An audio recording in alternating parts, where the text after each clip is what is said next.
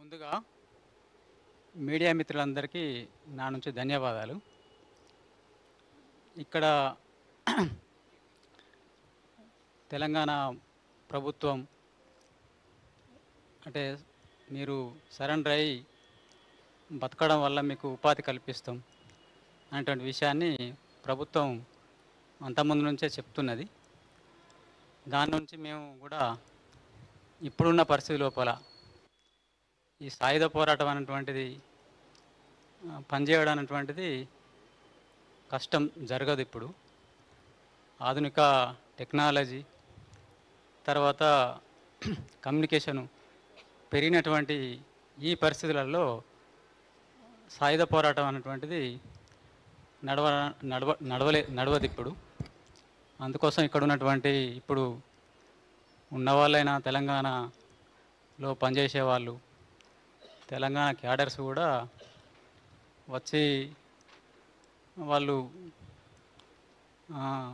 మాలాగే లొంగిపోయి వాళ్ళ వాళ్ళు బతకడానికి అవకాశం కల్పిస్తే గవర్నమెంట్ కల్పిస్తున్నదని చేస్తున్నది. అట్లా చేస్తే మంచిది. తర్వాత ఇక్కడున్న ప్రభుత్వానికి పోలీసులకు మా నుండి ధన్యవాదాలు తెలుపుతున్నాం. రాజిరెడ్డి గారు ఇప్పుడు దేవిజీ మీ దగ్గరే ఉన్నాడు. ఎందుకంటే దేవిజీ మీ దగ్గర ఉన్నది ఒక స్టేట్మెంట్ వచ్చింది, కానీ చూస్తేనే మాత్రం కొంత కన్ఫ్యూజన్ ఉంది. దేవిజీ ఉన్నాడా లేడా మీ దగ్గర?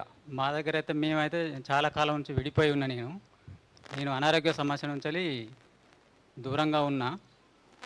తర్వాత నేను అనారోగ్య సమస్య నుంచి లొంగిపోతున్నా. ఆయన పరిస్థితి నాకు పూర్తిగా తెలియదు. ముందుగా